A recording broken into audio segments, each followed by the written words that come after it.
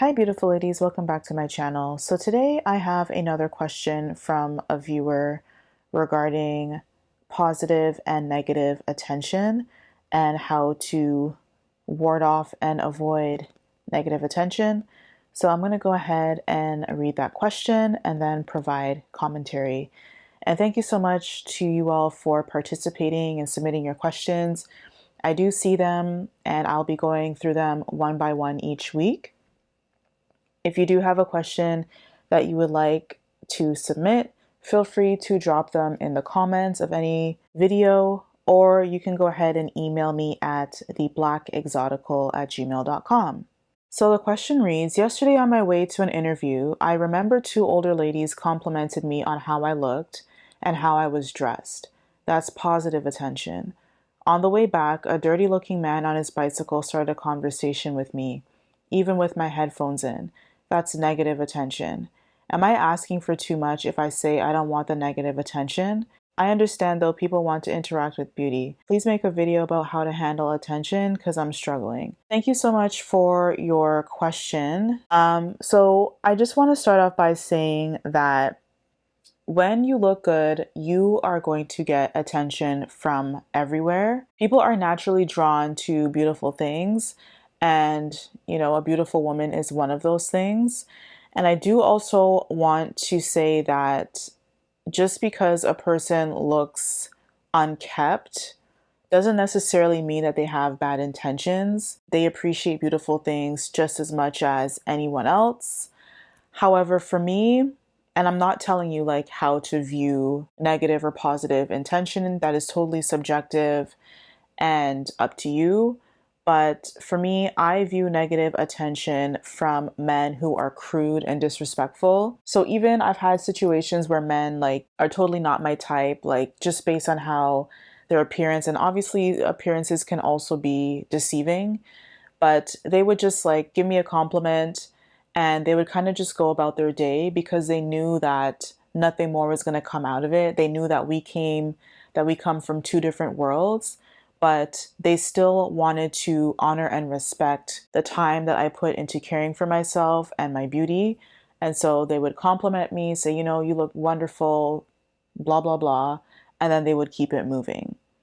Negative attention for me is when hood dudes or just guys who you know that they're up to no good and they harass you, they catcall you from across the street. Some of them come up to you and they follow you when you've made it clear, like, hey, like I'm doing my own thing, or they think that they're entitled to your time. Some simply saying, thank you for the compliment and keeping it moving. And they like try to pursue even more and they think that they're entitled to more time.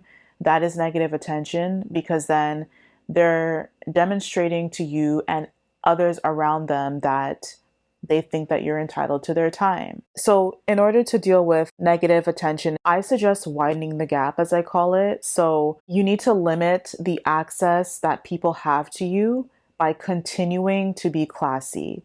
And when you look classy, and you obviously did, for your interview, you're less likely to attract dusties. And I've had situations where I've seen guys who you can tell that like they live a certain type of hood lifestyle.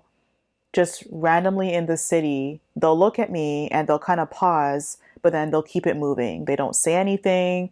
They don't smile. They don't acknowledge anything because they recognize that I'm a different type of woman and that they're going to be wasting their time trying to reach out to me. And they also know that there's this sort of unspoken protection that comes with having a beautiful, like classy, angelic aura, if you will. And so these guys, it's like, you know what? I don't want the trouble. If I act a fool, like I'm going to be drawing attention to myself. I've even had guys, and I've seen, even in that balloon pop show, one of the episodes where like, it was like, I think she was like a lash owner, like she owned a business. And one of the guys was like, look, like, I'm going to be completely honest with you. Like I popped my balloon because I can't afford you. And, he was completely straightforward and he accepted that. So when you continue to operate as your highest self, you carry yourself well, you're classy, you're polite, people who have ill intentions are more likely to stay away from you because they know it's not worth their time. They know that they're not going to achieve what they want to achieve with their ill intentions. And again, they know that there's like this unspoken protection for you because people are going to be more likely to come to your rescue when you look good, when you look put together, because people associate looking put together with being someone who's honorable. I also suggest staying away from rough neighborhoods or neighborhoods with less resources. This is obviously harder if you live like in a metropolitan city like New York, Chicago, LA. But if you can avoid living in these, even in these neighborhoods, and like just go there for school if you have to, or go for work, and then live in the suburbs, you're less likely to deal with people who have ill intentions because you're dealing with like a smaller population size. And when you live in the suburbs is known to house like families, single working professionals and things like that. So if you can avoid it, even like, and like obviously metropolitan cities, like that's where like all of the events happen.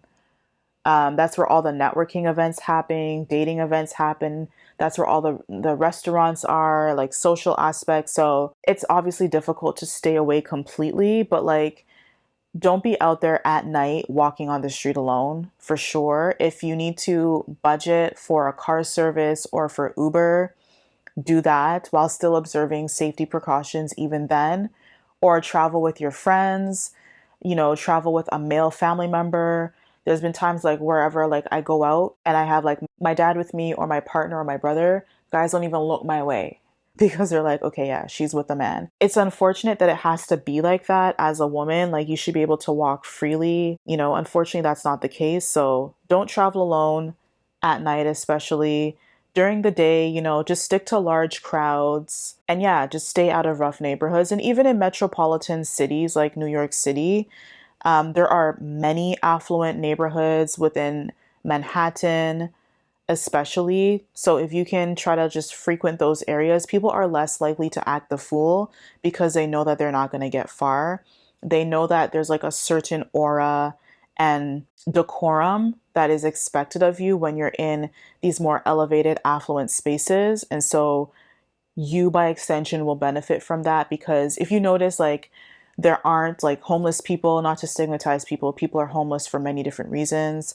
There are people who have like substance abuse issues. They're less likely to be seen in these areas, and you're less likely to encounter pickpocketers, for example, in these areas because they know that there's like heightened security and you're more likely to be prosecuted in that area as opposed to like areas with less resources. I also suggest not being too friendly. Now, I know that this can be controversial for some people. I do talk about the importance of handling yourself with class and being professional and having manners, but being polite doesn't mean that it doesn't equate to being friendly.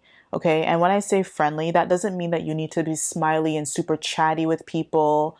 You shouldn't feel the need to like divulge personal or like semi-personal information. Like for example, when you're out and you're getting a service done, I know that some women, they think that like, just as an aside from the topic, they think that like when they're getting a service done, like their hair done or their lashes, that it's an invitation to share personal details and gossip about your life. And that can be dangerous because, especially if you are married to someone who is affluent, or you yourself are affluent, or you have a well paying job, people will take advantage of you and use that information, or just take advantage of you in general if you're too friendly. So you need to exercise boundaries and just come off as professional. Even outside of work, when you're professional, you understand that there's like certain things that you talk about at work and certain things that you absolutely don't talk about at work. There's a certain demeanor that you have when you're at work. The same thing applies when you're outside of work. So I don't feel the need to be too chatty. I may, if I'm getting a service and someone's opening the door for me, for example, or, the waiter's bringing out my food, I'll smile, just a quick, pleasant smile and, thank you. I'll exchange like quick pleasantries, but you don't need to feel the need beyond that because people will take advantage of you. Even walking on the street randomly, sometimes people who have ill intentions, whether it's to pickpocket or to just simply harass you and be annoying. They look for women who are more open, who have open body language. So women who like are friendly and cheery, as opposed to the woman who looks like she's laser focused on her destination. So, there are nuances with this and there are pros and cons. And I say evaluate each situation differently because obviously you want to have a more open demeanor when you're in certain spaces like networking events, or if you're looking to date, you need to be more open. But if you're just going about your business, don't feel the need to be super friendly to people, especially randoms on the street who just randomly reaching out to you.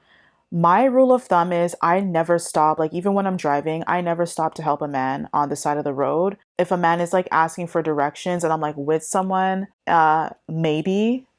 But my rule of thumb is if you're a man, ask another man for help.